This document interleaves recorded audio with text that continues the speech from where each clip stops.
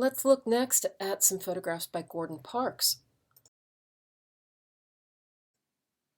Gordon Parks was the only black photographer to work for the FSA. At the time that he was hired, it was unknown for a black photographer to work for mainstream publications. The media were profoundly segregated at that time, and black photographers were only hired to work for the black press. So this is a photograph of Gordon Parks from when he started working for the FSA as a young photographer. Once he was working for this project, the photographs that he made were immediately picked up by media all over the country, including at Life magazine.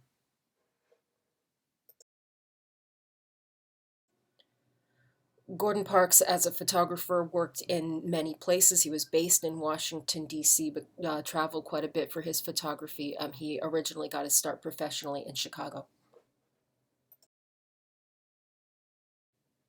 Now, during the time that Gordon Parks was working for the project, it was no longer called the FSA Project. Its resources had already been reallocated to the Office of War Information. So he came along really late on in the project.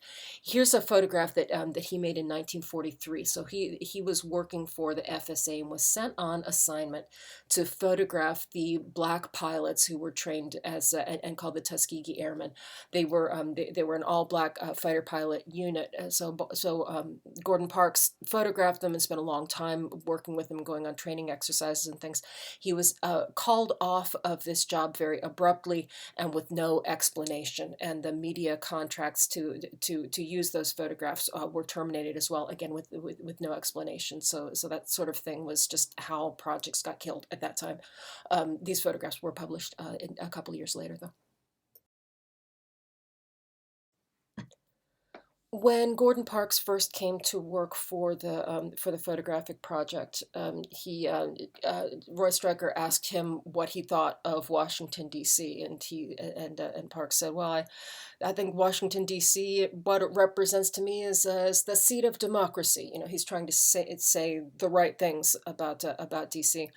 And Roy Stryker kind of laughed and sent him out on assignment.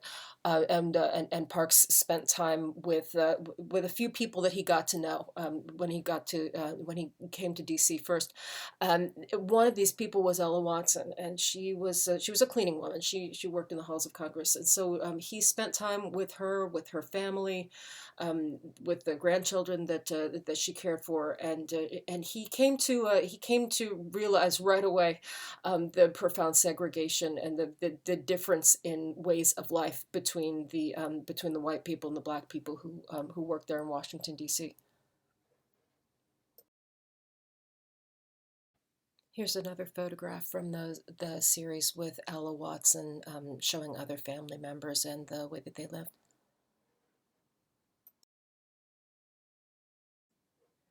Now, that photograph of Ella Watson may have reminded you of this painting, American Gothic by Grant Wood, and that was intentional on Gordon Parks' part. This painting was already well known to American audiences by the time Gordon Parks made this image.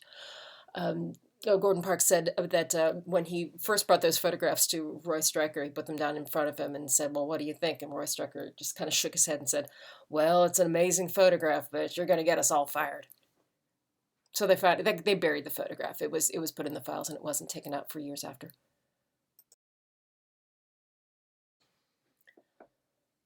The book 12 Million Black Voices was composed of text by Richard Wright and lots and lots of photographs. And the photographs were drawn from the FSA Photographic Project. It was a book of African American history. So it was about the Great Migration, which had been ongoing for years by that time. The migration from the South to the North of millions of African Americans seeking greater equality, better work opportunities, and freedom from segregation. What they found in the North was tremendous poverty and a different kind of segregation from what they had in the South. But that's a story that's told in this book, which is about African American history and for a mainstream audience. So it was a landmark book in that way. Gordon Parks would go on to a very long and very prolific career in journalism and fashion photography.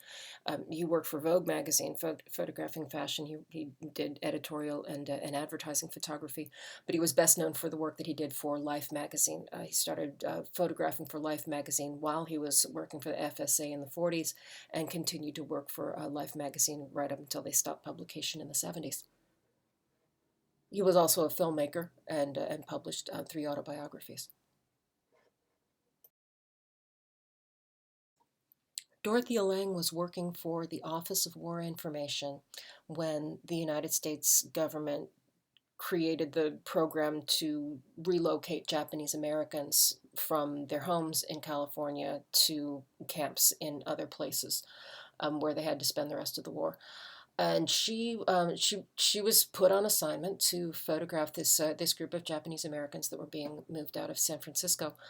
She did her best to photograph them with the respect that she believed that they deserved, and she wanted to show them in the best light that she could as fellow Americans. And she later said that she was deeply troubled by how her photographs were used to justify this program and make it look like a good and humane thing to do.